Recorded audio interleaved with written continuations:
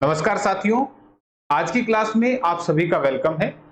आज हम डिस्कस करेंगे एस्टेट पीआरटी 2023 का एग्जाम, जिसके मैथ सेक्शन को आज हम डिस्कस करेंगे। ठीक है, और क्वेश्चन का जो सॉल्यूशन है वो खतरनाक होने वाला है। आपको लगेगा यार खतरनाक कैसा होता है, तो उसके लिए आप इस क्लास को अंत तक देखिएगा। आपको पता लगेगा कि किस तरीके से मैं चीजों को एक्सप्लेन करूंगा।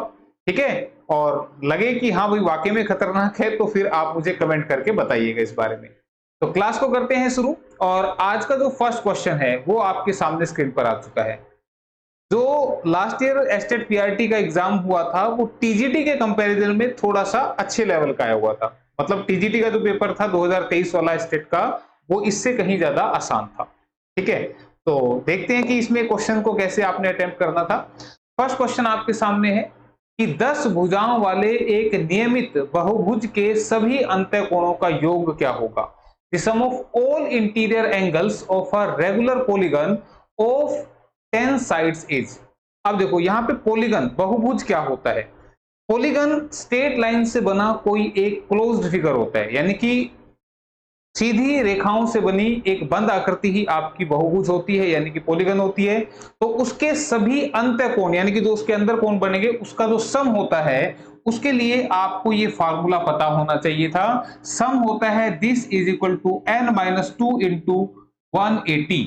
ठीक है, आपको बता दें कुछ बुक्स में यही फॉर्मूला ऐसे भी लिखा होगा 2n-4 इंटू में 90।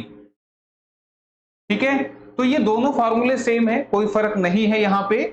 यहां से अगर आप दो कॉमन लेते हैं तो ये 90 इंटू 2 180 ही बनेगा और अंदर n-2 बच जाएगा कॉमन लेने के बाद। ठीक है, तो ये आपका सम का फॉर्मूला है। यहाँ पे n क्या रिप्रेजेंट कर रहा है, नंबर ऑफ साइड्स को। तो इस क्वेश्चन के अंदर हमारी पॉलीगन की कितनी साइड है, 10 साइड है। ठीक है, तो अगर मैं यहाँ पे n को पुट करूंगा तो मेरे को सम क्या मिलने वाला है।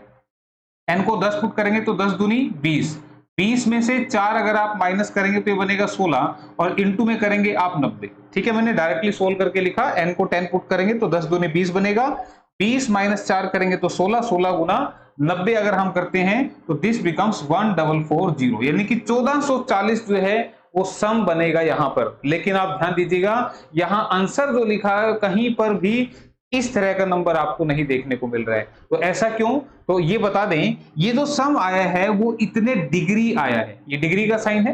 तो हमें जो आंसर दे रखे हैं ऑप्शन में वो डिग्री में ना देके वो हमें यहाँ पे रेडियन के अंदर दे रखे हैं। ठीक है, तो रेडियन में डिग्री से कैसे कन्वर्ट होता है, तो उसके लिए आपने एक लाइन याद रखनी है कि 180 डिग्री जो होता है this is equal to pi radian. Pi radian, इसको पाई के ऊपर छोटा सा सी भी लिख देते हैं। ये दोनों नोटेशन है, जैसे डिग्री के नोटेशन में 0 लगाते हैं, ऐसे रेडियन के नोटेशन में सी लगा दिया जाता है। लेकिन कोई बात नहीं, कोई मैटर नहीं करता, आपने जस्ट समझना है कि 180 डिग्री जो है वो पाई रेडियन के बराबर होता है। तो मुझे बताओ 1 डिग्री किसके बराबर होगा, तो तुम कहोगे पाई बटे 180 के बराबर होगा। और मैं कहूं 1440 डिग्री किसके बराबर होगा, तो आप कहेंगे पाई बाई 180 इंटू में 1440। बात आ रही है समझ में। तो ये चीज आपने ध्यान रखनी है कि इसको कैसे कन्वर्ट किया जाता है। 0 से 0 कट गया, 18 8 144, और आंसर बन गया आपका 8 पाई। 8 पाई यहां पर आंसर बनेगा, जो कि ऑप्शन नंबर 2 के अंदर लिखा हुआ है। ठीक है, तो ऑप्शन 2 इस क्वेश्चन का आंसर बनेगी। तो ये लाइन याद रखनी है। ठीक है, और ये ध्यान रखना, आंसर रेडियन में था तो रेडियन को राइट में रखना है। अगर आंसर डिग्री में पूछे तो फिर डिग्री को राइट में रखना है, यानी कि इस लाइन को ऐसे भी लिख सकते हैं, pi radian equal to 180 degree. ठीक है, तो ध्यान रखना, जो चीज पूछी जाती है मैथमेटिक्स में उसे हमेशा राइट साइड में रखते हैं। तो रेडियन में आंसर था, इसलिए हमने उसको राइट साइड में रखा। तो चलते हैं फिर नेक्स्ट क्वेश्चन की तरफ। तो नेक्स्ट क्वेश्चन आपका स्क्रीन पर आ चुका है। हाँ जी, क्वेश्चन क्या कहता है, एक आदमी 80 किलोमीटर दूरी को 7 घंटे में तय करता है। वह आंशिक दूरी 8 किलोमीटर प्रति घंटा की दर से पैदल चलकर तथा 16 किलोमीटर प्रति घंटे की दर से आंशिक दूरी साइकिल से तय करता है। तो वह पैदल कितनी दूरी तय करता है, पैदल कितना चलता है, ये आपसे पूछ रहा है। A man travelled a distance of 80 kilometre in 7 hours, partially on foot at the rate of 8 kilometre per hour and partially on the bicycle at 16 kilometre per hour, then the distance travel on foot is। तो पैदल उसने कितनी यात्रा की है, ये वो आपसे पूछना चाह रहा है। तो इस क्वेश्चन का आंसर बिल्कुल आसान है। ध्यान दीजिएगा, 80 किलोमीटर में 7 घंटे लगे। ठीक है, तो समय 7 घंटे का लग रहा है, तो समय क्या होता है, दूरी बटे में 4, समय होता है दूरी बटे में 4, ठीक है, यानी कि time equal to distance upon, इधर ही लिख देते हैं, time equal to distance upon में स्पीड। क्लियर है, तो यहां पे टोटल 7 घंटे लग रहे हैं, कितने लग रहे हैं भाई, 7 घंटे। कब लगे, जब वो कुछ दूरी 8 की स्पीड से पैदल चल के और बाकी की दूरी 16 की स्पीड से, तो कुछ दूरी मुझे नहीं पता कितनी है और बाकी दूरी 16 की स्पीड से, ये कितनी स्पीड से चल रहा था, वो 8 की स्पीड से, ठीक है, और यहां से ये दूरी कितनी है वो मुझे नहीं मालूम है, मुझे नहीं पता वो दूरी कितनी है, ठीक है, 8 की स्पीड से पैदल चल रहा है और 16 की स्पीड से वो साइकिल से चल रहा है, तो ये स्पीड जो है मैंने दोनों साइड नीचे रखा है, प्लस क्यों लगाया अभी आपको समझ में आ जाएगा। तो उसने पूछा पैदल कितनी दूरी तय की है, तो अब इसके लिए एक तरीका डिटेल तो ये कहता है कि पैदल कितनी दूरी तय की है ये मुझे निकालनी है, तो मैंने उसको एक्स ले लिया, तो अगर ये x है तो ये कितना होगा 80 माइनस एक्स, ये क्यों लिखा मैंने, क्योंकि कुल दूरी जो है वो 80 किलोमीटर की है, 80 किलोमीटर की दूरी जो है उसने तय की है, इसलिए अगर x उसने पैदल तय की थी तो 80 में से x माइनस कर देंगे तो वो उसने साइकिल से तय करी थी। तो ये है इसका डिटेल कंसेप्ट, लेकिन हम इतना टाइम क्यों लगाएंगे भाई, ऐसे तो फिर इसी क्वेश्चन पे लगे रहेंगे, तो फिर इसका तरीका क्या है, इसके लिए हम देखते हैं ऑप्शन। तो वहां पे ऑप्शन जो दे रखे हैं ये पैदल तय की गई दूरी दी है, जिसके आंसर में अगर फर्स्ट ऑप्शन को देखूं तो ये 28 लिखा है, सेकंड ऑप्शन को देखूं तो ये 30 लिखा है, ये 32 लिखा है और ये 33 लिखा है। तो मुझे बताओ, मुझे ये वाली दूरी बतानी है, तो तुम मुझे बता सकते हो 8 से कौन सी दूरी कट रही है, तो आप देखेंगे यहां पर केवल 32 एक ऐसा है जो 8 से कट रहा है और यही आपका आंसर आ चुका है, मात्र इतनी सी देर का क्वेश्चन था, ऑप्शन 3 आपने लगा देना है। अब आपको लगेगा सर ऐसे कैसे, ये सही भी है या गलत है, हमें कैसे पता लगेगा, तो अब मैं इसको करके दिखा देता हूं। अगर पैदल तय की गई दूरी 32 किलोमीटर है तो 32 किलोमीटर 8 की स्पीड से जाने में कितने घंटे लगेंगे भाई, 4 घंटे, ठीक है। अब 80 में से 32 माइनस कर दो, कितने बच गए, 48, ठीक है, 48 बच गए। अब 48 को 16 से डिवाइड करो तो कितने घंटे लगेंगे, 3 घंटे, तो 4 घंटे और 3 घंटे मिलकर कितने हो गए, 7 घंटे, यही तो कह रहा था वो। क्लियर, तो डिटेल से सोल्व नहीं करना, लेकिन हाँ इस चीज को लगाने के लिए डिटेल कंसेप्ट पता होना चाहिए था, इसलिए मैंने एक्सप्लेन भी किया है, ठीक है। तो ऐसा क्वेश्चन कहीं दोबारा आता है तो इस तरीके से आपने करना, देखना किस से कौन सी ऑप्शन जो है वो इस नंबर से कट रही थी, अगर 2 ऑप्शन कट रही हैं तो उस केस में फिर आप ऐसे सोल्व करके देख लेना, ठीक है। तो आंसर ऑप्शन नंबर 3 यहां पर 32 किलोमीटर रहेगा। चलें फिर नेक्स्ट क्वेश्चन की तरफ। अगला क्वेश्चन,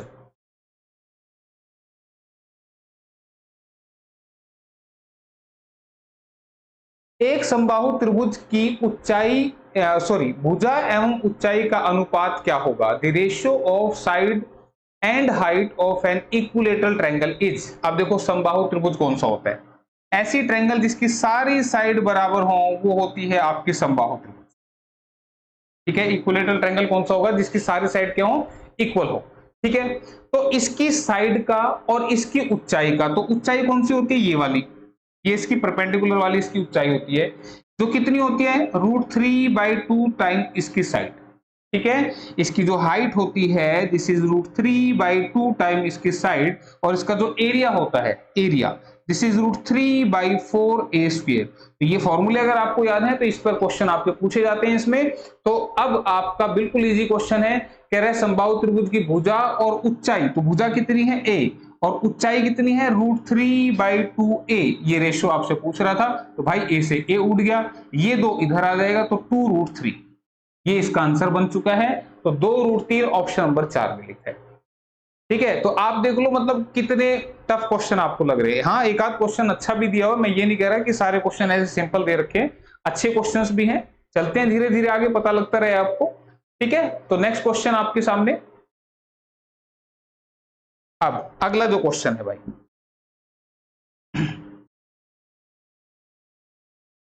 एक चक्रीय चतुर्भुज के कोणों के अर्धकों से निर्मित चतुर्भुज होता है, the quadrilateral formed by angle bisector of a cyclic quadrilateral is. अब देखो ये वाले जो क्वेश्चन है आपके, मैं अगर आपको बताऊं इस पेपर का जो निचोड़ था उसमें 9-10th का जो मैथ्स है वो आपसे पूछा गया है, ठीक है। ये वहां पर क्वेश्चन दे रखे हैं, एज इट इज क्वेश्चन दे रखे हैं, 10th क्लास में ये क्वेश्चन है, ठीक है। क्वेश्चन ये कह रहा है कि एक चक्रीय चतुर्भुज है, साइक्लिक क्वाड्रिलेटरल, क्या होता है साइक्लिक क्वाड्रिलेटरल, बात करेंगे। चतुर्भुज वो होता है जिसकी चार भुजा होती है, सभी बच्चे जानते हैं इस बात को। चतुर्भुज वो जिसकी चार भुजा, तो आप कोई भी चार साइड ले सकते हैं, जरूरी नहीं कि इसी शेप में लेनी है, जैसी आपको अच्छी लगे वैसी आप ले सकते हैं। तो let this is A B C and D. ये एक साइक्लिक क्वाड्रिलेटरल है। साइक्लिक का मतलब क्या है, यहां पर इसके बारे में एक्सप्लेनेशन देता हूं। साइक्लिक क्वाड्रिलेटरल जो भी होता है उसके अपोजिट एंगल्स का जो टोटल होता है वो 180 डिग्री होता है। ठीक है, इसको सर्कल में ही बना सकते हैं, ठीक है, लेकिन मैं फिलहाल यहां डायरेक्टली साइक्लिक क्वाड्रिलेटरल से समझा रहा हूं आपको। चक्रीय, चक्रीय जो साइक्लिक वर्ड लगा है उसका मतलब क्या, यानी कि इन दोनों एंगल्स का जो टोटल है वो 180 होगा और इन दोनों एंगल्स का टोटल भी 180 होगा। ठीक है, तो मैं इसको लिख देता हूं, angle A plus angle C equal to 180 degree. क्यों? क्योंकि ये साइक्लिक है, चक्रीय चतुर्भुज है। Angle B plus angle D, this is again 180 degree. ठीक है भाई, अपोजिट एंगल का सम मैंने यहां पे लिख दिया। ठीक है, और एक चतुर्भुज, चतुर्भुज वो जिसकी चार भुजा हो, एक चतुर्भुज के सभी इंटीरियर यानी कि अंदर के कोणों का योग कितना होता है, 360 होता है। इसमें तो कोई रट्टे वाली बात ही नहीं है, इन सबको टोटल करके देखोगे तो ये कितना बनेगा, 360 बनेगा।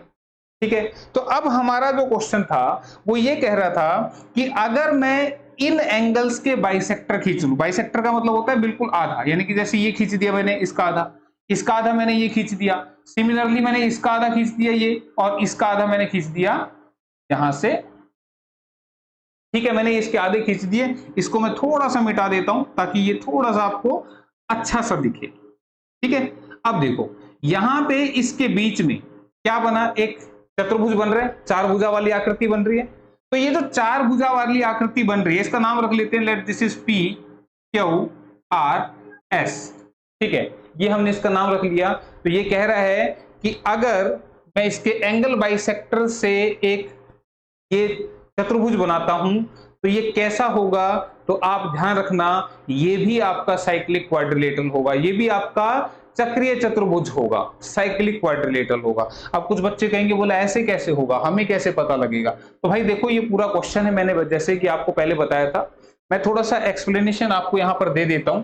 ठीक है, और एक्सप्लेनेशन के हिसाब से आप इसको समझने की कोशिश करना, हालांकि कोई एक्सप्लेन करने की जरूरत नहीं है। ये क्वेश्चन अगर दोबारा आते हैं, कंसेप्ट बेस्ड क्वेश्चन है कि भाई हाँ ये ऐसे है तो ये अंदर जो बनेगा वो कैसा बनेगा। ठीक है, तो मैं थोड़ा सा एक्सप्लेन करने की कोशिश कर रहा हूं, फिर से ध्यान से देखने का। आप मुझे बताइए, ये वाली ट्रायंगल दिखाई दे रही है आपको, मैं थोड़ा सा हाईलाइट करने की कोशिश कर रहा हूं, ये वाली ट्रायंगल मैं इसकी बात कर रहा हूं, इसको थोड़ा सा डार्क भी किया मैंने, दिख रही है ये वाली ट्रायंगल, मेरे ख्याल से अच्छे से दिखाई दे रही होगी, ये जो मैंने हाईलाइट की है। इस ट्रायंगल के अंदर मैं कुछ एंगल्स का नाम रख रहा हूं, लेट मैंने इसका नाम 1 रख दिया, इसका 2 रख दिया, इसका 3 रख दिया। ठीक है, समझाने के लिए मैं फटाफट बता रहा हूं। इस ट्रायंगल के अंदर मुझे बताओ एक त्रिभुज के तीनों कोणों का योग क्या होता है, 180 डिग्री। तो मैं कहूंगा 1 जमा 2 जमा 3, मैं पूरा ऐसे नहीं लिख रहा एंगल 1 एंगल 2 एंगल 3, मैं समझाने की कोशिश कर रहा हूं। आपने समझना है चीजों को, ज्यादा नोट्स नाट्स बनाने के चक्कर में पड़ोगे तो फिर यहाँ एंगल 1 एंगल 2 एंगल 3 ऐसे लिख लेना। ठीक है, तो 1 जमा 2 जमा 3 कितना है भाई, वो तो क्या होगा, 180 डिग्री होगा। क्यों भाई, त्रिभुज के तीनों कोणों का योग 180 होता है, तो मैंने लिखा 1 + 2 + 3 180 डिग्री। कोई दिक्कत किसी को? अब इतनी बात समझ में आ गई तो फिर एक ट्रायंगल और लेनी पड़ेगी, कौन से वाली, ये वाली ट्रायंगल, ये जिसको मैंने फिर से हाईलाइट कर दिया रेड कलर से। ठीक है, इसके अंदर अब मैं क्या कर देता हूं, ये 1 2 3 लिया था, इधर हम ले लेते हैं 4 5 और ये 6। ठीक है, फिर से मुझे बताओ एंगल 4 + 5 + 6 कितना होगा, 180 होगा। बिल्कुल होगा भाई, कोई दिक्कत नहीं, ट्रायंगल के तीनों कोणों का योग 180 होता है। ठीक है, अब मुझे बताओ अगर मैं कह दूं ये इक्वेशन 1 है ये इक्वेशन 2 है और इन दोनों को ऐड कर दें, अगर मैं इन दोनों को ऐड कर दूं तो मुझे बताओ 1 जमा 2 जमा 3 जमा 4 जमा 5 जमा 6 इक्वल टू कितना होगा, 360 होगा। इस बात में कोई रट्टे वाली बात तो है ही। ठीक है, टोटल कितना आ गया, 360। ठीक है, तो अब यहां से क्या करना है आपने, एक तो ये एंगल 3 और एक ये 6, इन दोनों को अलग रखना है, इन दोनों को अलग रखना है। क्यों रखना है बताऊंगा, अभी इसके बारे में बात करेंगे। अब देखो इस क्वेश्चन में यहां पे क्या लिखा हुआ है, चक्रीय चतुर्भुज के कोणों के अर्धक यानी कि एंगल बाइसेक्टर। जैसे ही मैंने ये लाइन खींची थी तो आपको बता दूं कोण अर्धक एंगल बाइसेक्टर क्या होता है, यानी कि इस लाइन ने इस पूरे एंगल को 2 इक्वल पार्ट्स में डिवाइड कर दिया। इसमें डिवाइड कर दिया, दो इक्वल पार्ट्स में डिवाइड कर दिया। ध्यान से समझना, देखो ये कहीं एक्सप्लेन करके दिखाने की जरूरत नहीं है, मैं सिर्फ समझा रहा हूं आपको कि इसका जो एक्सप्लेनेशन है वो किस तरीके से बनता है। हाँ, कोई और एक्सप्लेनेशन भी हो सकता है, दूसरा तरीका भी हो सकता है, पर वही बात है, जो माइंड में क्लिक करता है उसी को समझा देते हैं। तो इस तरीके को मैं एक्सप्लेन कर रहा हूं। मैंने कहा कि ये जो लाइन है कौन सी भाई, डी से पी तक, ये लाइन जो है ये इस पूरे एंगल का हाफ है। ये इस पूरे एंगल को दो इक्वल पार्ट्स में बांट रही है, ऐसे ऐसे समझ लो। यानी कि अगर ये पूरा एंगल मेरा 50 डिग्री का था तो इस लाइन से इधर 25 रह गया, इधर 25 रह गया। बात आई समझ में? बात आई समझ में? मैंने क्या क्या बताया? तो ये लाइन इसको दो इक्वल पार्ट्स में बांट रही है, ये लाइन इसको भी दो इक्वल पार्ट्स में बांट रही है, सिमिलरली ये लाइन इसको दो इक्वल पार्ट्स में बांट रही है, ये इसको भी दो इक्वल पार्ट्स में बांट रही है। ठीक है, तो अब मैं क्या लिखूंगा, हाफ ऑफ एंगल। कौन से वाले? 1 2 4 5। कौन से? 1 2 4 5। ध्यान रखना, हाफ ऑफ 1 2 4 5। ठीक है, ये लिख दिया। और प्लस में कौन सा? 3 जमा 6, कितना था? 180 डिग्री। ध्यान से सुनते रहना, मैंने कौन कौन से एंगल लिए? मैंने ये वाला ले लिया भाई, मैंने ये वाला ले लिया, मैंने ये वाला ले लिया, मैंने ये वाला ले लिया। ठीक है, मैंने ये सारे एंगल ले लिए जिनके नाम थे 1 2 4 5। ठीक है, और अगर ऐसे नहीं अच्छा लगता तो मैं इसको एक काम और भी कर सकता हूं। अगर किसी को ऐसे अच्छा नहीं लगा तो मैं एक लाइन बाद में लिख के बताऊंगा, पहले इससे कोशिश करो समझने की। ठीक है, मैंने लिखा हाफ ऑफ 1 2 4 5। 1 2 4 5 यानी कि इस एंगल की, है ना, ये इस एंगल की। तो मुझे बताओ इन दोनों का टोटल कितना था? इन दोनों का टोटल तो 180 था। तो इन दोनों का अगर हाफ लूंगा तो 90 बनेगा, यानी कि 90 बन गया। इन दोनों का टोटल कितना था? 180 था, लेकिन जैसे मैं इनका हाफ लूंगा तो कितना बनेगा? 90। तो 90 90 180 बनेगा। ठीक है, मुझे लगता है कि ये बात समझ में नहीं आई होगी, मैं थोड़ा सा दूसरे तरीके से लिखता हूं। ठीक है, एक मिनट, हो सकता है किसी को कंफ्यूजन रहा हो तो मैं दूसरा तरीका लिख देता हूं। अब मुझे बताओ, एंगल एक जो है this is half of angle D. क्यों भाई? मुझे बताओ, ये पूरा एंगल डी था कि नहीं था? ये समझ में आएगा ज्यादा अच्छे। ये पूरा एंगल क्या था? डी था। और एंगल वन जो है, ये एंगल वन जो है ये क्या है? हाफ ऑफ एंगल डी, यानी कि पूरे डी का हाफ है कि नहीं है? ठीक है, अब ये समझ में आया होगा प्लस में। मुझे बताओ, ये एंगल दो जो है, ये पूरा एंगल कौन सा है? ए। ध्यान दो, ये पूरा एंगल ए है, इसका नाम ए है। तो ये एंगल टू क्या है? This is half of angle A. ठीक है भाई, सिमिलरली ये पूरा एंगल क्या है? बी है। ये पूरा एंगल बी है, तो ये 5 क्या है? इसका आधा है, क्यों? ये लाइन बाइसेक्टर है भाई। This is half of angle B and this is half of angle. Similarly इसको क्या लिखूंगा? ये पूरा सी एंगल था, ये 4 एंगल के, इसका हाफ है, तो हाफ ऑफ एंगल सी। ठीक है, और प्लस में वो तो है ही हमारे जो दो महान हस्ती चल रहे हैं, कौन कौन से? 3 और 6। ठीक है, इनका टोटल कितना था? 360। ठीक है, अब मैंने थोड़ा सा डिटेल से एक्सप्लेन कर दिया। इन सभी के अंदर हाफ कॉमन आ रहा है, हाफ कॉमन आ रहा है किन के अंदर? इनकी बात कर रहा हूं। इन सभी में से हाफ कॉमन ले लूंगा तो कौन सा बचेगा? ए बनेगा, बी बनेगा, सी बनेगा और डी बनेगा। ए बी सी डी बनेगा ना, प्लस में 3 जमा 6 इक्वल टू 360। ठीक है, क्लियर है यहां तक ये बात मैंने जो समझाई? अब मुझे बताओ ए बी सी डी, ये ए बी सी डी यानी कि इन सबको ऐड कर दूंगा तो 360 टोटल बनेगा। किसका? ए बी सी और डी का बनेगा भाई, कोई दिक्कत किसी को नहीं होनी चाहिए। तो इसका टोटल कितना है? 360। इसका कर दूं हाफ, कितना आएगा? 180। 180 प्लस 3 जमा 6 इक्वल टू 360। ये एंगल है भाई, कहते 3 और 6 को, सोचो बोला 3 और 6 इसमें क्यों नहीं ऐड कर दिए? एंगल है, शुरुआत में बता के चला था। तो मुझे बताओ, यहां से एंगल 3 प्लस एंगल 6 डायरेक्टली लिख दिए थे ना, 180 उधर जाके माइनस हो जाएगा, क्या बनेगा? 180। यानी कि इस 3 का और इस 6 का टोटल मुझे क्या पता लगा? 180। अगर इनका टोटल 180 है तो ध्यान दो, इसके जस्ट पीछे जो बनेगा ये वाला एंगल, और इसके जस्ट पीछे जो बनेगा ये एंगल, इनका टोटल भी तो 180 बनेगा। इनका टोटल भी कितना बनेगा? 180 बनेगा। अब बोला जी ये क्यों हो गया? तो ध्यान दो भाई, अगर दो लाइन ऐसे कट करती हैं, ठीक है, तो इनके ये जो एंगल बनते हैं, ये वाले एंगल, ये आपस में बराबर होते हैं। इनको बोलते हैं वर्टिकली अपोजिट एंगल, शीर्षाभिमुख कोण। ठीक है, तो यहां पे मैंने कहा अगर 3 और 6 का टोटल 180 है तो 3 के पीछे जो बना ये वाला एंगल और 6 के पीछे बना जो एंगल, ये आपस में क्या होंगे? इक्वल होंगे ना। ये भी आपस में क्या होंगे? इक्वल होंगे। तो इनका टोटल भी कितना बनेगा 180। इसका मतलब ये जो चतुर्भुज बना इसके अपोजिट एंगल्स का टोटल जो है वो 180 आ रहा है। तो इनका 180 टोटल, तो जाहिर सी बात है इनका भी 180 बनेगा, तभी तो 360 होगा। तो आपको मैंने बताया था साइक्लिक क्वाड्रिलेटरल वही होता है जिसके अपोजिट एंगल्स का जो टोटल होता है वो कितना होता है 180 डिग्री। ठीक है, तो जैसे हमने ये प्रूव किया इस तरीके से आप बता सकते हैं कि ये जो इसमें क्वाड्रिलेटरल बनेगा वो साइक्लिक बनेगा, चक्रीय बनेगा। ठीक है, ये कहीं लिख के दिखाने की जरूरत नहीं है, बट अगर एक्सप्लेन करना पड़ जाए तो फिर ये इसका एक्सप्लेनेशन बनता है। ठीक है भाई, बात आई समझ में? तो ये ध्यान रखना, मैंने 3-6 जो है यहाँ पे एंगल की फॉर्म में लिख दिए, कंफ्यूज नहीं होना कहीं पर भी, मैंने बता दिया था इसके बारे में पहले। ठीक है, तो आंसर ऑप्शन नंबर 1 बनेगा भाई, ध्यान रखें इसके बारे में। नेक्स्ट क्वेश्चन की बात करते हैं। अगला जो क्वेश्चन है,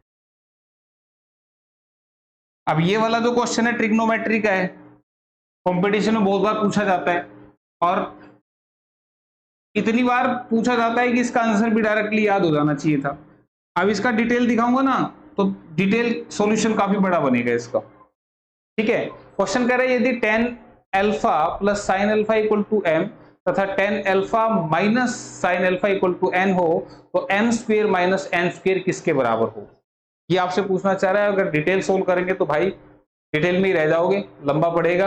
आसान सा तरीका बताता हूं, जब भी ऐसे क्वेश्चन ट्रिग्नोमेट्री में आपको दिखाई दे, क्या लिखा है tan alpha plus sine alpha m है और tan alpha minus sine alpha ये आपका n के बराबर दे रखा है।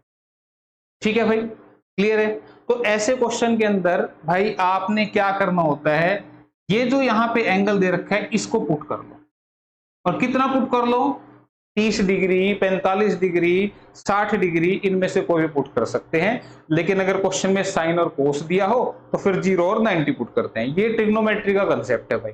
ठीक है, तो फिलहाल जितनी बात बताऊं सिर्फ उस पर फोकस रखना, क्योंकि उसके लिए फिर पूरी या तो मैं टेबल समझाऊं ट्रिग्नोमेट्री की तब जाके एक्सप्लेन करूं, लेकिन जितनी बात हो रही है ध्यान रहे फोकस वहीं पर रहना चाहिए। एटलीस्ट चाहे जो भी बात आपने सीखी हो, चाहे मैं कहूं कि भाई ये याद कर लो और वो चीज दोबारा कहीं आती है तो यूं कहीं लगा दो, ठीक है, तो वो ज्यादा अच्छा है बजाय कि मैं पूरा कंसेप्ट यहाँ एक्सप्लेन करूं, वीडियो को ज्यादा लंबा करूं। ठीक है, मैं यहाँ क्या कहना चाह रहा हूं कि आपने अल्फा को 45 फुट कर देना है। ठीक है, जैसे अल्फा 45 फुट होगा तो ये बनेगा टेंजेंट ऑफ 45। याद रखना टेंजेंट 45 1 होता है भाई।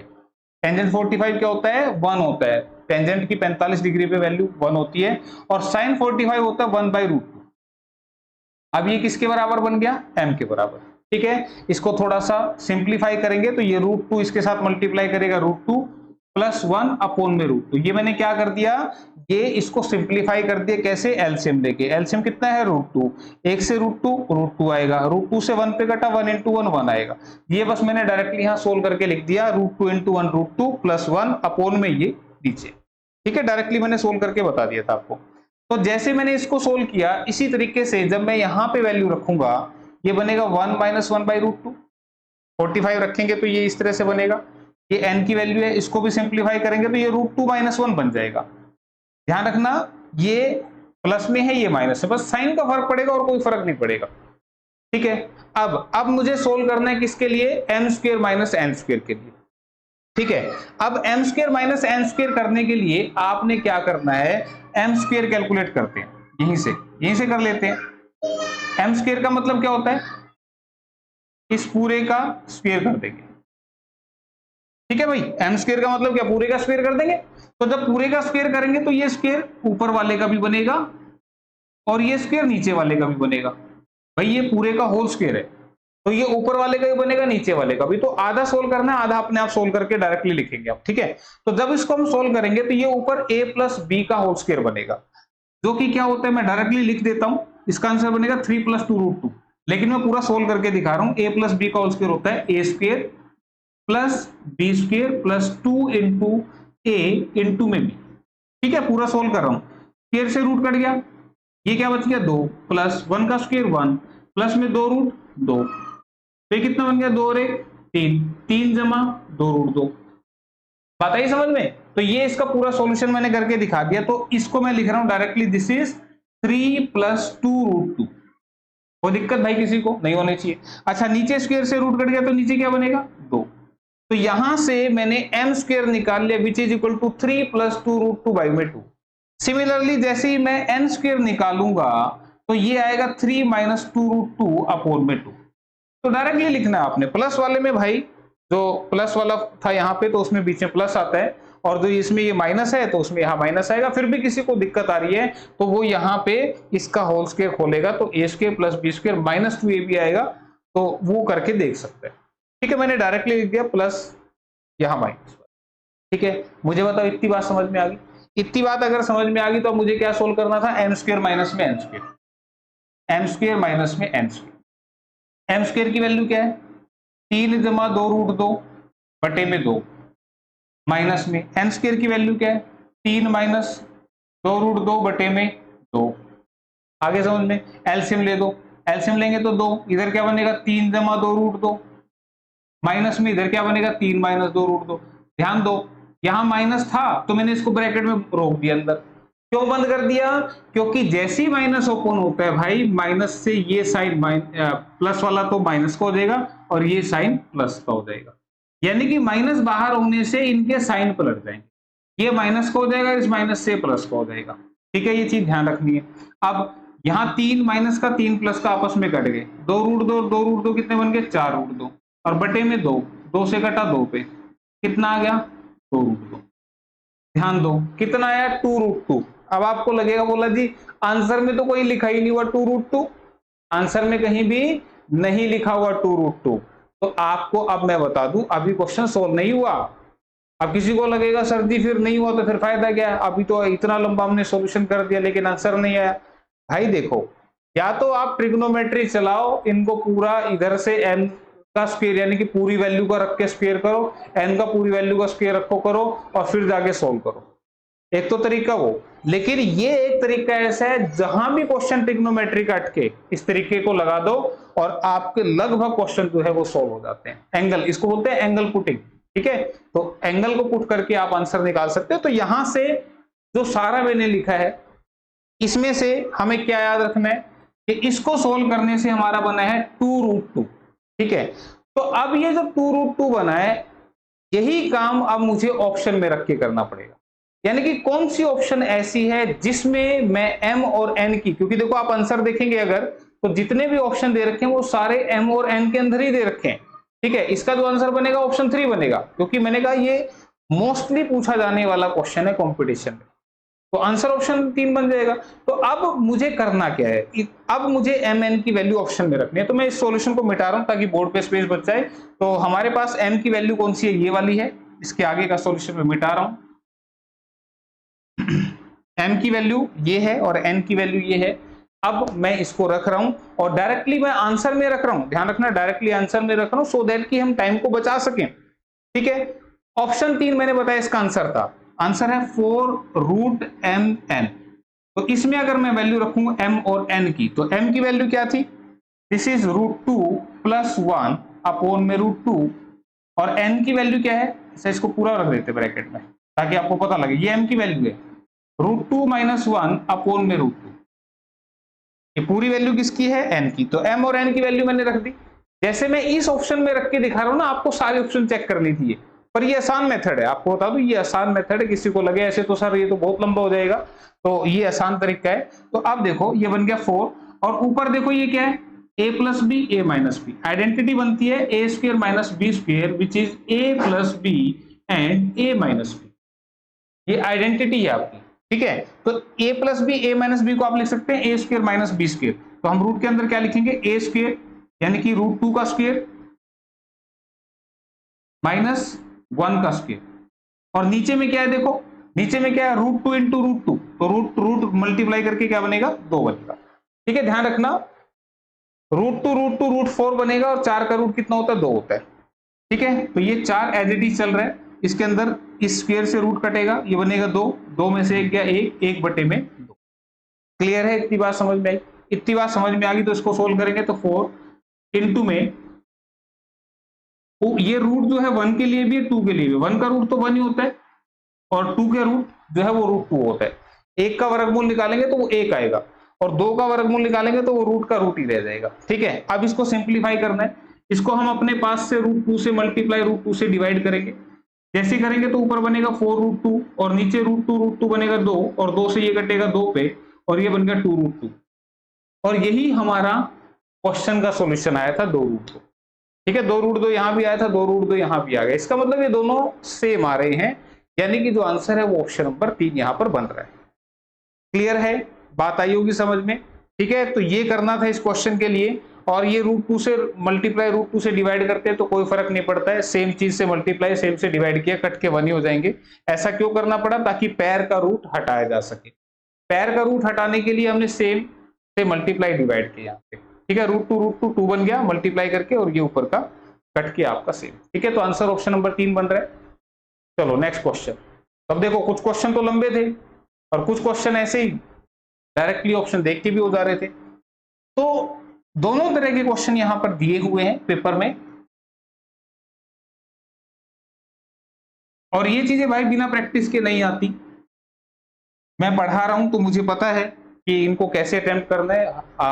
आप लोगों को थोड़ी सी मेहनत करनी पड़ेगी इस चीज के लिए। चलो नेक्स्ट क्वेश्चन देख लेते हैं। दो संख्याओं a व b का औसत 20, b तथा c संख्याओं का औसत 19 तथा c व a का औसत 21 हो तो a का मान क्या होगा? The average of two numbers a and b is 20 and b and c is 19, c and a 21, then the value of a is, a की वैल्यू आपसे पूछ रहे हैं। तो देखो अब इसका जो तरीका है मैं सीधे से शब्दों में एग्जांपल से समझाता हूं। औसत मतलब समान होना। अगर a और b का औसत 20 है तो इसका मतलब क्या कि a के पास भी 20 है और b के पास भी 20 है, तो दोनों के पास टोटल कितने हो गए? 40। क्लियर है, ये बात समझ में आई है कि नहीं आई? अगर आप बाय डिटेल देखते हैं तो a और b का औसत कैसे निकलता है? a जमा b बटे में 2 इक्वल टू 20, ये निकलता है एवरेज। एवरेज क्या होता है? सम अपॉन में जितने नंबर है। तो यहाँ पे a और b 2 है तो इसलिए बटे में 2 किया। अगर a b c का औसत होता तो a plus b plus c बटे में 3 करते, तो जितने नंबर का टोटल है उतने से डिवाइड करते हैं। तो यहाँ से 2 इधर जाएगा तो 40 बन गया। ठीक है, मैंने सिंपल से वर्ड का इस्तेमाल किया था, फिर से इस्तेमाल कर रहा हूँ। b और c का एवरेज कितना है? 19, यानी कि b के पास भी 19 है और c के पास भी 19 है, तो दोनों के पास कितने हो गए टोटल? 38 हो गए। ठीक है, c और a का एवरेज है 21, तो c और a यानी कि c के पास भी 21 a के पास भी 21, तो दोनों के पास कितने हो गए टोटल? 42 हो गए। ठीक है, तो अब हम क्या करते हैं? इन सबको ऐड कर लेते हैं। तो देखो a भी 2 बार आ रहा है, b भी 2 बार, c भी 2 बार, तो मैं दोनों में से 2 कॉमन ले रहा हूं, यानी कि 2 बार a है, 2 बार b है और 2 बार c है। ठीक है, 2 बार आ रहे, तो इनका टोटल करेंगे तो कितना बनेगा? 8 2 10, 4 3 7 4 11 और 1 12, 120 आ रहा है। 2 से काटूंगा तो कितना आएगा? 60, यानी कि ए बी सी का टोटल मुझे मालूम पड़ चुका है, विच इज इक्वल टू 60, यानी कि ए बी सी के पास कुल 60 रुपए हैं। तो पूछ रहा है बोला ए का मान क्या होगा? तो मुझे बताओ, ए और बी सी के पास 60 है, जिसमें से बी और सी के पास तो 38 थे। बी और सी के पास तो 38 रुपए है ना भाई टोटल, तो बी और सी के 38 अगर इसमें से माइनस कर दूंगा तो क्या ए का टोटल नहीं बच जाएगा? ठीक है, तो आपने इस 60 में से 38 को माइनस कर देना है, तो 22 जो है वो किसका आ गया टोटल? ए का। बात आई समझ में कि नहीं आई? भाई 3 बंदों के पास 60 रुपए हैं, जिसमें से बी और सी के पास 38 रुपए थे, तो ए के पास कितने हुए? ए के पास 22 होंगे तभी तो टोटल 7 बनेगा। ठीक है, तो आंसर बनेगा ऑप्शन नंबर 2 22। ठीक है, क्लियर है? तो ये करना था आपने इस क्वेश्चन के अंदर। नेक्स्ट क्वेश्चन की तरफ बढ़ते हैं। अगला क्वेश्चन देखते हैं आपका।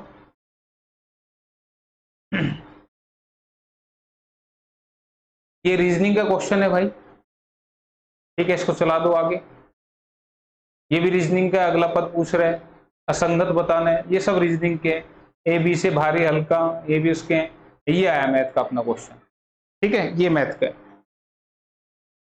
इस पेपर की पीडीएफ मिल जाएगी टेलीग्राम चैनल पे, लिंक डिस्क्रिप्शन में मिल जाएगा आपको। ठीक है, वहां से आप डाउनलोड कर सकते हैं। यदि 15 पुस्तकों के क्रय मूल्य 20 पुस्तकों के विक्रय मूल्य के बराबर है तो हानि का प्रतिशत क्या होगा? If the cost price of 15 books is equal to the selling price of 20 books then the loss percent is. भाई स्टेटमेंट पढ़ के लिख दो। 15 पुस्तकों का क्रय मूल्य को हम दिखाते हैं सीपी से। ठीक है, 15 पुस्तकों का क्रय मूल्य किसके बराबर है? 20 पुस्तकों के विक्रय मूल्य के बराबर। 20 की किसके बराबर? सेलिंग प्राइस के बराबर। ठीक है, विक्रय को एस पे लिख दिया। तो यहां से मुझे बताओ सीपी यहीं पर है, ये मल्टीप्लाई से कहां आ जाएगा, डिवाइड में। ये 20 यहीं पर है, ये मल्टीप्लाई से किधर आ जाएगा, डिवाइड में। 5 चौके 20, 5 की ये 15। ठीक है भाई, इतनी बात समझ में। सीपी के सामने क्या लिखा है 4, एसपी के सामने क्या लिखा हुआ है 3। इतनी बात होगी। तो अब मुझे बताओ, अगर 4 रुपए का सामान खरीद के मैं 3 का बेच दूं तो क्या होगा, लॉस होगा। कितने का होगा, 1 का। लॉस कितने का होगा, 1 का। बटे में कॉस्ट प्राइस यानी कि क्रय मूल्य कितना 4, इंटू में 100%। तो 4 से काटा 25, तो 25% जो है वो आपका हानि आ जाएगी। लॉस कितना आ जाएगा, 25%। तो ये इसका जवाब है, ऑप्शन नंबर 2 में लिखा हुआ है। बात आई समझ में, क्लियर है क्या करना था। 4 का सामान 3 का बेचेंगे तो 1 की हानि, किस पे, सीपी पे। ध्यान रखना नीचे सीपी ही आता है, कॉस्ट प्राइस आता है। ठीक है, कितने परसेंट, इंटू में 100%। चलो फिर नेक्स्ट क्वेश्चन। नेक्स्ट, ये भी आपका रीजनिंग का क्वेश्चन है। उसके बाद ये भी रीजनिंग का, लेकिन मैथमेटिक्स में भी आ जाता है ऐसा क्वेश्चन, तो इसको भी एक बार एक्सप्लेन कर देता हूं। आसान है बिल्कुल ही। इस क्वेश्चन में कह रहा है कि यदि P प्लस को, Q माइनस को, R डिवाइड को और S मल्टीप्लाई को इंगित करता है तो इसकी वैल्यू क्या होगी। ठीक है, क्या लिखा हुआ है, 18S 36R 12Q 6P7। ये लिखा हुआ ना, एक बार देख लो, 18S 36R 12Q 6P7। ठीक है, अब ये बोल रहे हैं कि P प्लस को दिखा रहे, P जो है वो प्लस को दिखा रहे, Q माइनस को दिखा रहे, R डिवाइड को दिखा रहे, और S जो है वो मल्टीप्लाई को दिखा रहे। ठीक है, तो अब आपका जो क्वेश्चन है वो कुछ इस प्रकार से बन गया कि 18 गुणा 36 भाग 12 माइनस 6 प्लस 7। तो आपको बता दें, बोर्ड मास का रूल इसमें लगता है, और बोर्ड मास का नियम कहता है कि सबसे पहले आपने, अब आगे वाले तो है ही नहीं इसमें, इन 4 साइनों की बात करता हूं कि ये अगर 4 मैथमेटिकल ऑपरेशन दिखाई दें तो इसमें सबसे पहले भाग सोल्व होती है। यानी कि सबसे पहले 36 भाग 12 सोल्व होगा, तो 36 को 12 से भाग करूंगा तो कितना आएगा, 3। हमेशा अगले नंबर को पिछला नंबर डिवाइड करता है, इसलिए यहां पे 3 आ जाएगा। ठीक है, अब क्वेश्चन क्या बन चुका है, 36 को भाग किया तो 3 आ गया, माइनस 6 प्लस में 7। अब क्वेश्चन ये बन चुका है। अब बोर्ड मास का रूल ये कहता है कि भाग सोल्व करने के बाद आपको गुना सोल्व करनी है, तो 18 ये कितना बनेगा, 54, माइनस 6 प्लस में 7। ठीक है भाई, बात आई समझ में। अब उसके बाद सोल्व करना होता है प्लस, फिर सोल्व करना होता है माइनस, लेकिन यहाँ प्लस माइनस किसी को पहले आगे पीछे सोल्व कर लो, कोई फर्क नहीं पड़ेगा। ज्यादा फर्क पड़ता है इनसे। ठीक है, तो प्लस माइनस से कोई फर्क नहीं पड़ेगा। जब मल्टीप्लाई डिवाइड हम दोनों कर चुके हैं, तो इसके बाद अब आप इनमें से कोई प्लस माइनस किसी को पहले सोल्व कर सकते हैं। तो देखिए, माइनस का 6 और प्लस के 7, अगर दोनों को सोल्व करूं तो प्लस का 1 बनेगा, 54 प्लस 1 कितना बनेगा, 55। किसी को फिर भी दिक्कत आ रही है तो यहां से ऐसे भी कर सकते हैं कि 54 में 7 ऐड करेंगे तो बनेंगे 61, और 61 में से 6 माइनस करेंगे तो बनेंगे 55। जैसे अच्छा लगे, 54 में से 6 माइनस कर दो 48, 48 जमा 7 करो 55, आंसर सेम ही रहेगा 55। ठीक है, तो आंसर ऑप्शन नंबर 3 रहेगी। क्लियर है यहां तक।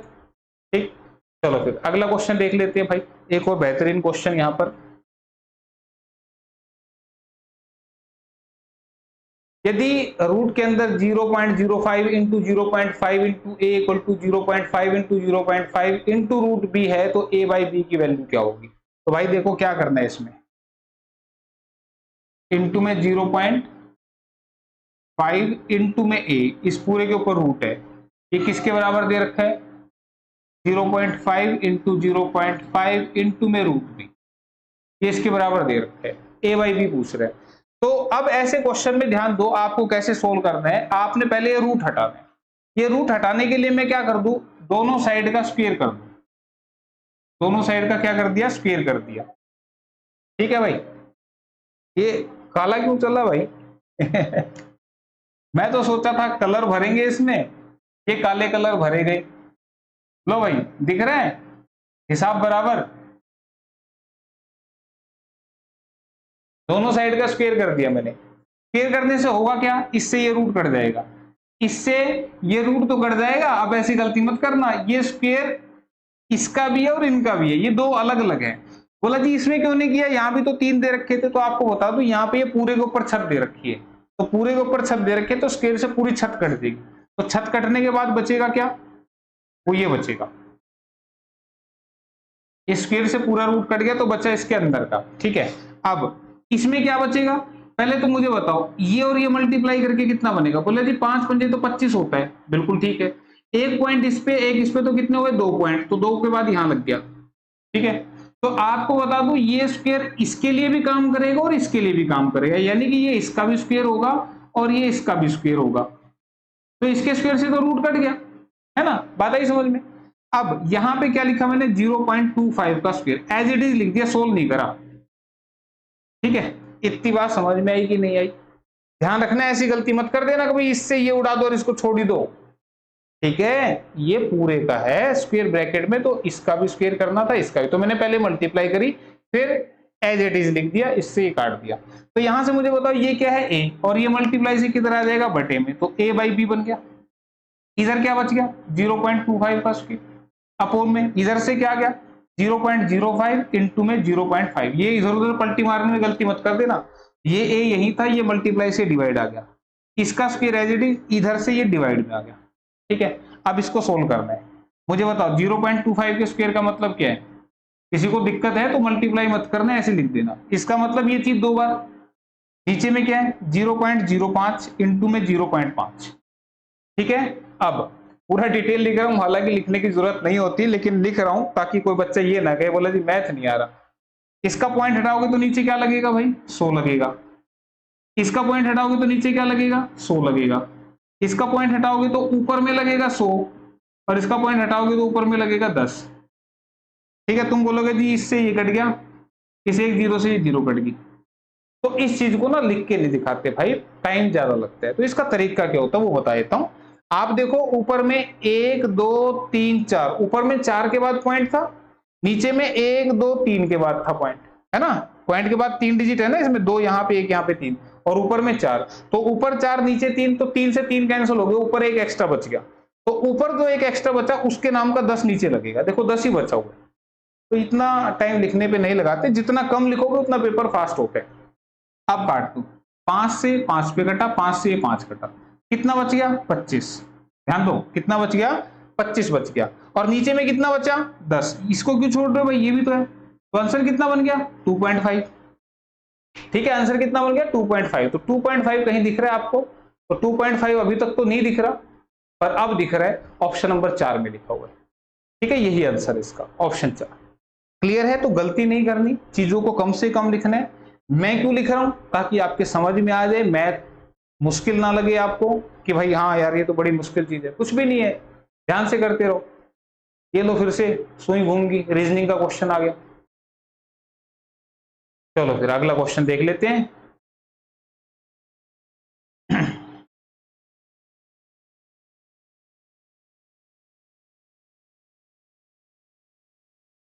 यदि y का x प्रतिशत का मान 100 तथा z का y प्रतिशत का मान 200 हो तो x तथा z में क्या संबंध है। If x% of y is 100 and y% of z is 200, then a relation between x and z is। देखो जब भी ऐसी बात कहीं पर आ जाती है तो आपको पढ़ के लिखना आना चाहिए। अगर आपने वो काम कर दिया तो देखो कितना आसान हो जाएगा। बोला y का x%, y का मतलब मल्टीप्लाई x%, परसेंटेज जब भी हटता है तो नीचे लगता है 100, ठीक है भाई। ये किसके बराबर है 100 के बराबर। ऐसा जैसे उसने बोला मैंने वैसा लिख दिया एज इट इज। फिर कह रहे हैं z का y प्रतिशत, z का y प्रतिशत, तो z का y प्रतिशत ये किसके बराबर है भाई 200 के बराबर है, ठीक है। ये चीज वो दे रहा है और आपसे पूछ रहा है कि x और z में क्या रिलेशन यहां बनता है। इतनी बात अगर आपको समझ में आ गई तो अब हम इसको क्या करें, इसको मुझे सिंप्लीफाई करना है। तो मैं थोड़ा सा सिंप्लीफाई करने के लिए दोनों को डिवाइड कर देता हूं। दोनों को मैंने क्या कर दिया, डिवाइड कर दिया। जैसे ही मैंने डिवाइड किया, ये बराबर लिखा होता ना, डिवाइड करने से ध्यान रखना सेम लेवल पे काट सकते हैं। जैसे 0 से 0 कट गया, इसके भी नीचे 100 है, इसके भी नीचे 100 है, सेम लेवल पे काट सकते हैं, मैंने बोला, ठीक है। ये पैर थे, ये भी पैर थे, इसलिए कट गए। मुझे बताओ यहां से अब मेरे पास क्या क्या बच रहा है, y से y भी कट रहा है, तो कट रहा है वो काट दिया। इधर से क्या बचा x, इधर से क्या बचा z, राइट में इधर से क्या बचा, ये ऐसे लिख देते ना इसको ऐसे, ठीक है। राइट में बचा ऊपर 1, नीचे क्या बना 2। क्लियर है बात समझ में, बस क्रॉस मल्टीप्लाई कर दो, ये बन गया 2x इक्वल टू z, ये 2 इधर चला गया z इधर, तो 2x z के बराबर है, तो दे रखा है कहीं ऑप्शन में,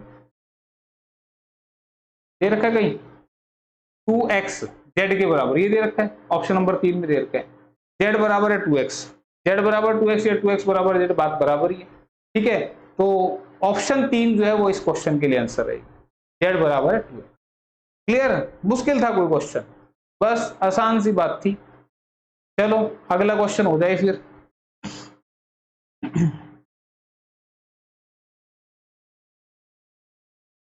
एक राशि 7 वर्षों में चक्रवृद्धि ब्याज की दर से 3 गुनी हो जाती है, तो वह राशि 27 गुना कितने वर्षों में होगी जबकि दर समान हो?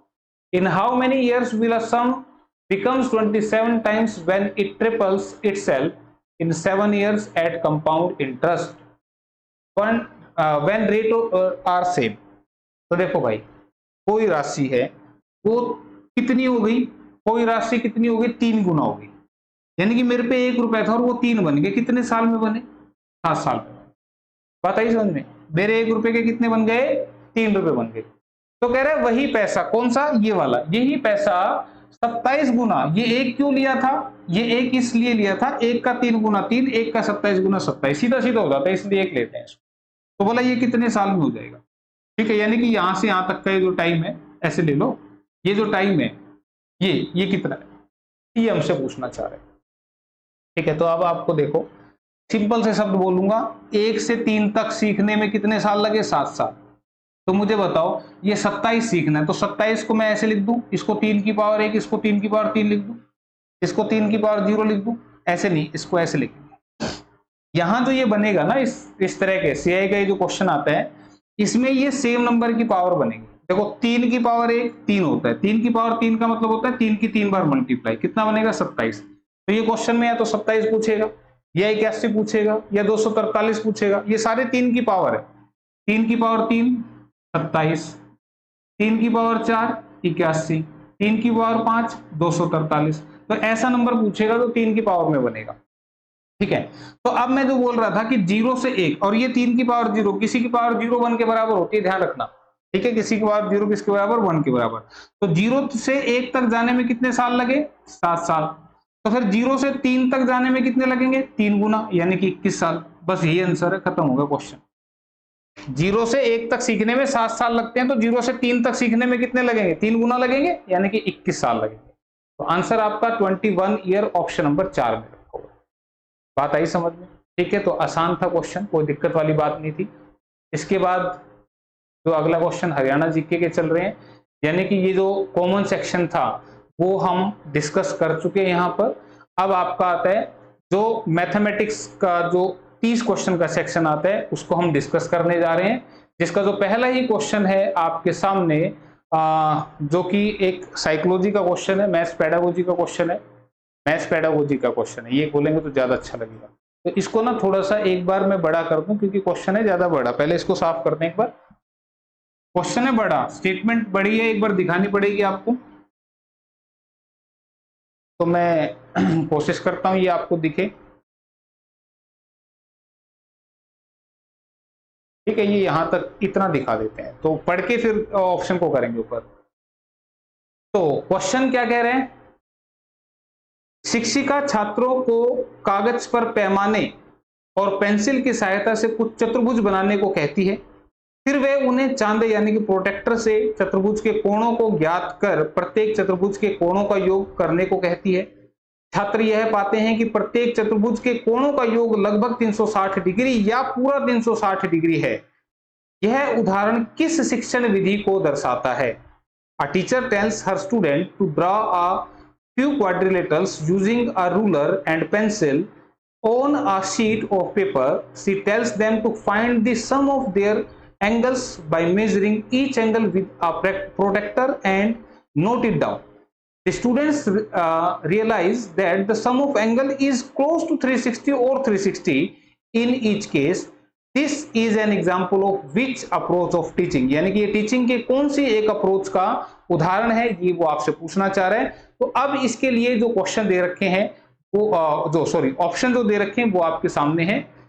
सामान्यकरण विधि यानी कि जनरलाइजेशन, शिक्षक केंद्रित विधि टीचर सेंट्रिक अप्रोच, निगमनात्मक विधि यानी कि डिडक्टिव अप्रोच और आगमनात्मक विधि यानी कि इंडक्टिव अप्रोच। तो आपको बता दें, जहां पे किसी बात को प्रैक्टिकल के थ्रू अगर समझाया जाता है तो वो होती है आपकी इंडक्टिव अप्रोच यानी कि आगमनात्मक विधि।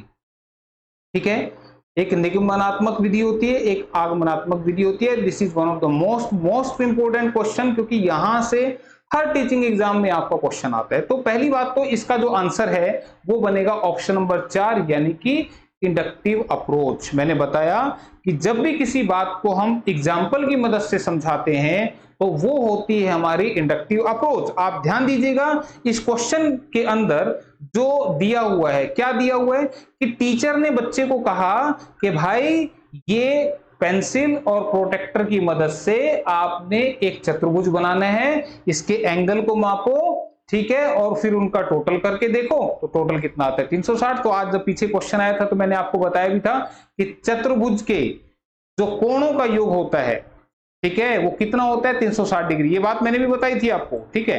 तो यहां पे जो टीचर है एग्जाम्पल की मदद से ये बात समझाना चाह रहा है। मैंने तो आपको डायरेक्टली बोल के बताया था कि चतुर्भुज के चारों कोणों का योग जो होता है वो कितना होता है 360 डिग्री। ये बात मैंने आपको बोल के बताई थी, लेकिन यहां टीचर क्लास में सिखाना चाह रहे हैं इस बात को एक एग्जाम्पल की मदद से कि भाई आप ये बनाओ, फिर माप के देखो और देखो आपको कितना मिला। तो बच्चे ने कहा 360 मिला, तो उसको हर बार 360 मिल रहा है, ठीक है। सॉरी भाई। तो जब किसी चीज को हम एग्जाम्पल की मदद से समझाते हैं तो वो कौन सी अप्रोच होती है, वो होती है आपकी इंडक्टिव अप्रोच, ठीक है। तो इसके लिए ये टीचिंग के बेसिकली मेथड है, और इन मेथड को जो दिया गया था अरिस्टोटल यानी कि अरस्तु के द्वारा दिया था, अरिस्टोटल, ठीक है, अरस्तु,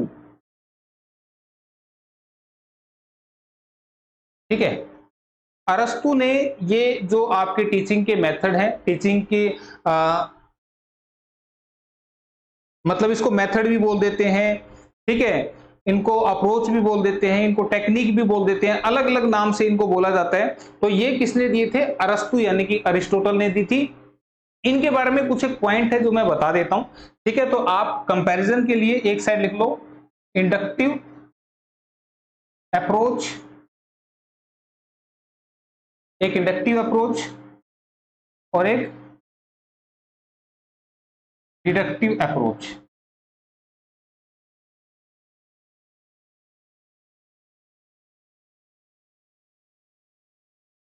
ठीक है, मतलब इनके जो डिफरेंस हैं वो आपसे एग्जाम में पूछे जाते हैं, ठीक है। इंडक्टिव अप्रोच क्या होती है, डिडक्टिव अप्रोच क्या होती है, ठीक है।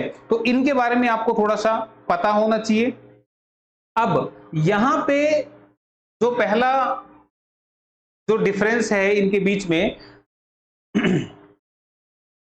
आप ये लिखेंगे, पहले तो मैंने बताया था इसको एग्जांपल की मदद से जो चीज समझाई जाती है वो आपकी इंडक्टिव अप्रोच के अंदर आती है।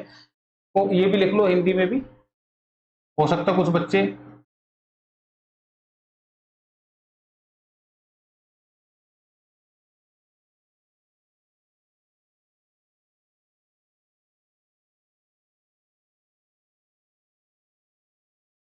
ठीक है। अब जो पहला पॉइंट है मैं उसको डायरेक्टली बता रहा हूं, लिखूंगा नहीं। ये जो है ये लोअर क्लासेस के अंदर इस्तेमाल की जाती है। चलो मैं लिख भी देता हूं, आप कहोगे अभी तो मना कर रहे थे, अभी लिख भी दिया।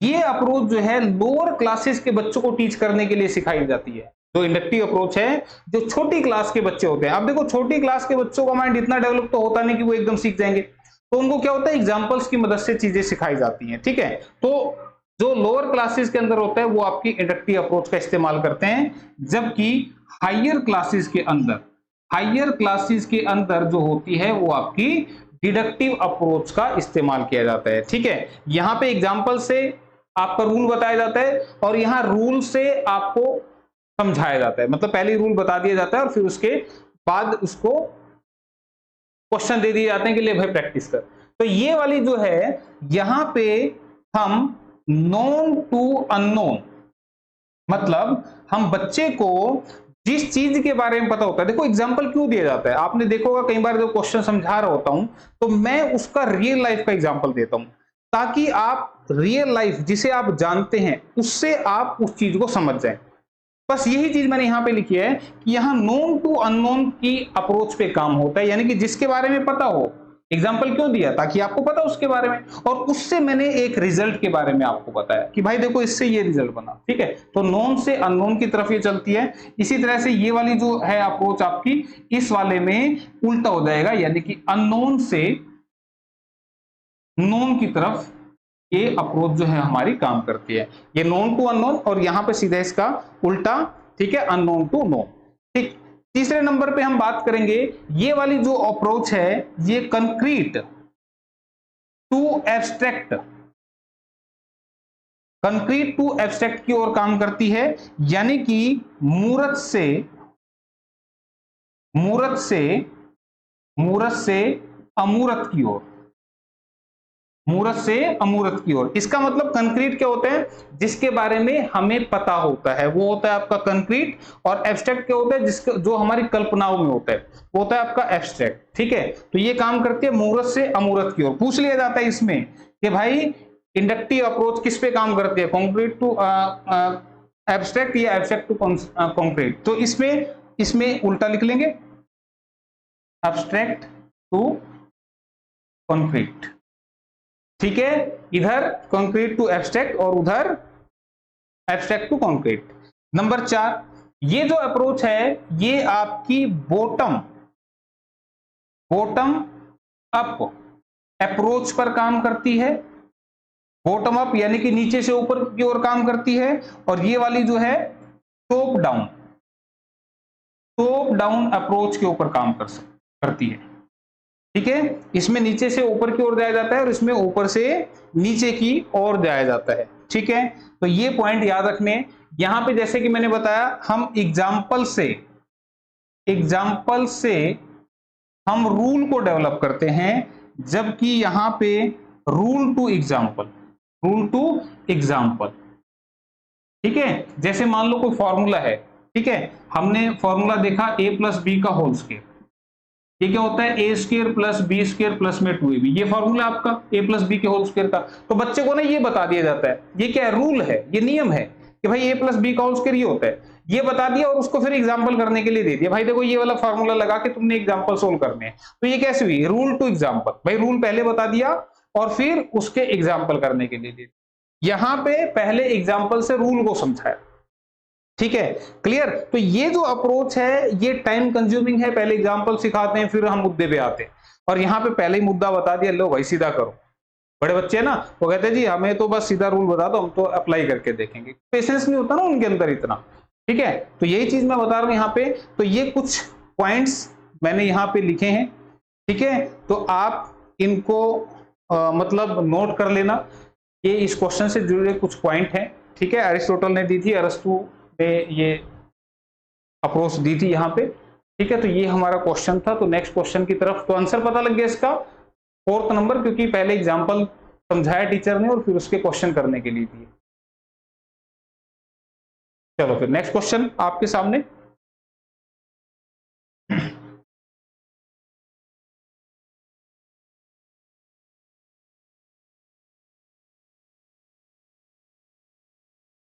एक त्रिभुज जिसकी तीनों भुजाएं बराबर है का क्षेत्रफल 4√3 वर्ग सेंटीमीटर है, तो इस त्रिभुज का परिमाप क्या होगा? A triangle with 3 equal sides has its area equal to 4√3 square centimetre, what will be the perimeter of this triangle? तो मैंने आपको पहले ही बताया था कि भाई जिसकी तीनों साइड बराबर होती है वो होती है आपकी इक्विलेटरल यानी कि समबाहु त्रिभुज, जिसका एरिया मैंने बताया था √3/4a², बताया था ना ये एरिया। तो ये एरिया आपको दे रखा है 4√3 के बराबर, इसी की वैल्यू दे रखी है आपको। तो √3 से √3 कट गया, ये 4 इधर मल्टीप्लाई करके 16 बन गया, a² 16 आ गया, तो a की वैल्यू क्या आ गई? 4 आ गई। हालांकि प्लस माइनस 4 आती है, जब स्क्वायर हटाएंगे तो आपका प्लस माइनस 4 आता है। क्यों आता है? देखो 4 का स्क्वायर करोगे तब भी 16 आएगा, -4 का स्क्वायर करोगे तब भी 16 आएगा। ठीक है, लेकिन माइनस में तो साइड होती नहीं ना, इसलिए हमने इसको प्लस माइनस ना लिख के सीधा 4 बता दिया, भाई a की वैल्यू 4 आ गई। ठीक है, तो इसका मतलब ये साइड 4, ये भी 4 और ये साइड भी 4। ठीक है, तो आपसे क्वेश्चन में पूछा है त्रिभुज का परिमाप क्या होगा? तो पेरीमीटर यानी कि परिमाप होता है सारी साइड्स का टोटल। तो 4 + 4 + 4 कितना बनेगा? 12 टोटल बनेगा। आंसर ऑप्शन नंबर 2 बनेगा। ठीक है, सेकंड ऑप्शन इसका आंसर बनेगा, 4 × 12। ठीक है, तो आसान था क्वेश्चन। नेक्स्ट क्वेश्चन की तरफ चलते हैं। अगला क्वेश्चन आपका अब ये क्वेश्चन देखो क्या है, यदि x बराबर है 3/4 भाग 5/6, y की वैल्यू दे दी है, ऐसे z की दे दी, w की दे दी, और आपसे पूछना चाह रहा है कि ऑप्शन देखो क्या दे रहा है, x और w में बराबर हैं, सभी बराबर हैं, x और y बराबर है। मतलब यहाँ पे हमें इनको सोल्व करके देखना पड़ेगा, तभी बता सकते हैं क्या बराबर और क्या बराबर नहीं है। ठीक है, तो आप देखो x कितना दे रखा है, x दे रखा है दिस इज 3/4 डिवाइड 5/6, 3/4 डिवाइड 5/6। तो भाई सोल्व तो करना पड़ेगा। कैसे सोल्व करना है, 3/4। जब भी भाग का निशान आ जाए इसको गुणा बना के बाद वाले को पलटा मार के लिख देना। ठीक है, मैंने क्या बताया, भाग का निशान आ जाए बाद वाले को, भाग को मल्टीप्लाई लिख दो, बाद वाले को पलटी मार के लिख दो। ठीक है, 2 दूनी 4, 2 तिया 6, कितना बन गया, 3 तिया 9, 2 पंजे 10, 9/10 बन गया भाई। मैंने सोल्व कर दिया भाई x को। ठीक है, y के पास चलते हैं, y क्या कह रहे हैं, y इज इक्वल टू कितना है, दिस इज 3 डिवाइड, बड़ी ब्रैकेट शुरू फिर छोटी ब्रैकेट, कितना लिखा है 4/5 ब्रैकेट बंद भाग 6। ठीक है, ये दे रखा है, ध्यान से देखो, y दे रखा है 3 डिवाइड 4 डिवाइड 5 डिवाइड 6, ये दे रखा है, इसको सोल्व करना है। देखो बोर्ड मास, ये मैथमेटिक्स में कैलकुलेशन का रूल होता है, बोर्ड मास में b होता है आपकी ब्रैकेट, यानी कि ये ब्रैकेट इस ऑर्डर में सोल्व होती है,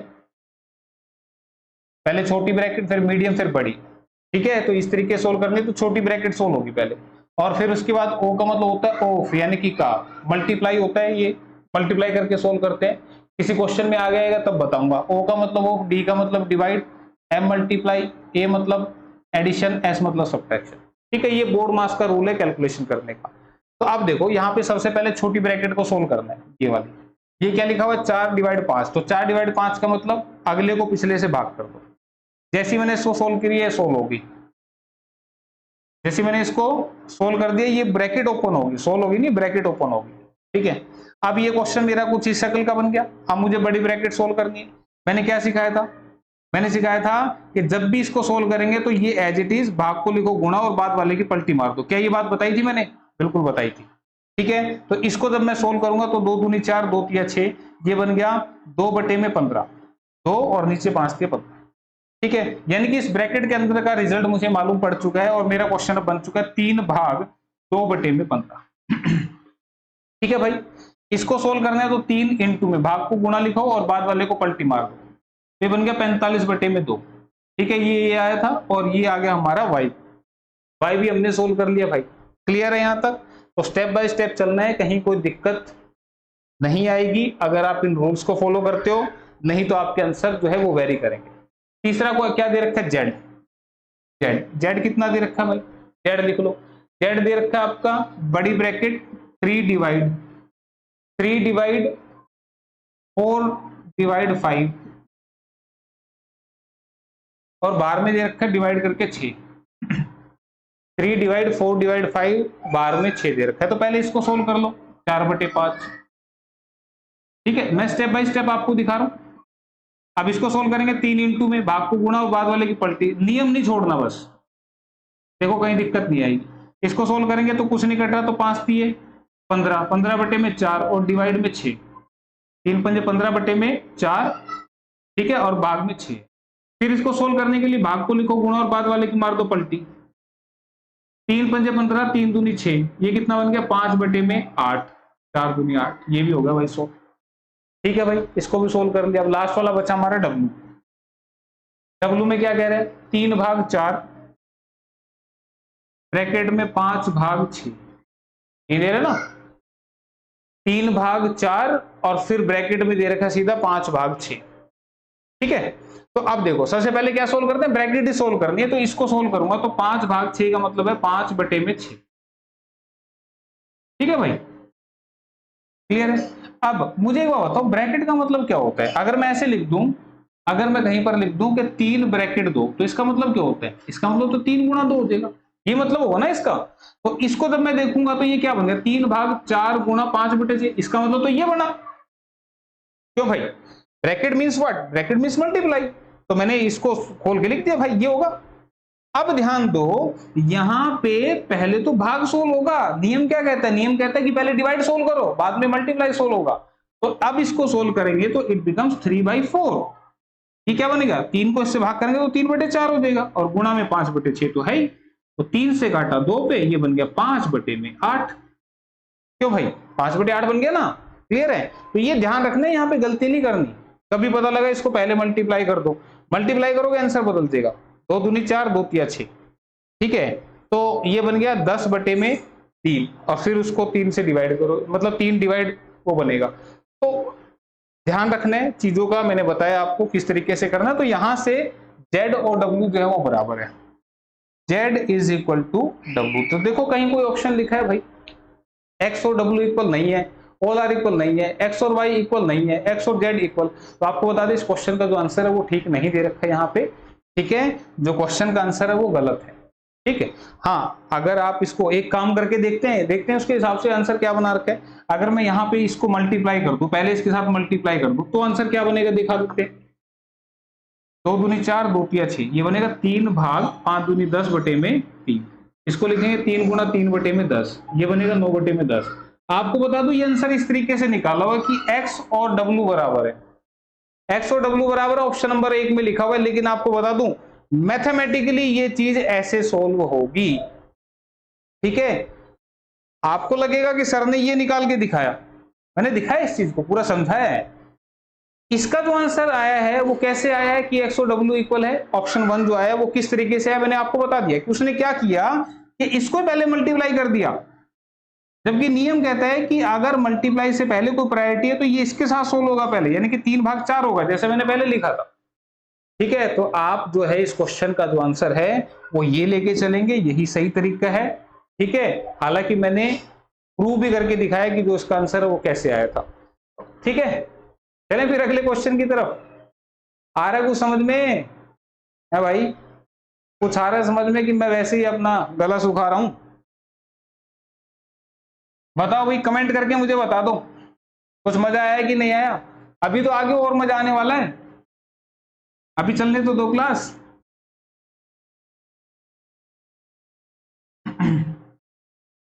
यदि 9 की पावर n इंटू 3 की पावर 2 इंटू 3 की पावर -n/2 होल पावर -2 -27 की पावर n 3 की पावर 3m -2 की पावर 3 इक्वल टू 1/27 सोल्व करना है भाई। देखो ये जो क्वेश्चन है इसको मैं सिंपलीफाई कर रहा हूँ, थोड़ा थोड़ा सोल्व करके लिख रहा हूँ। देखो 9 को लिखा मैंने 3 की पावर 2। अब तुम कहोगे ये कहां से आ गया? अरे देखो ये जो 9 लिखा हुआ है ना, 9 क्या होता है? 3 की पावर 2, 3 गुना 3 9 होता है, तो 3 की पावर 2 लिख दी यहाँ पे। ठीक है, 1 मिनट भाई, ये क्या हुआ इसमें?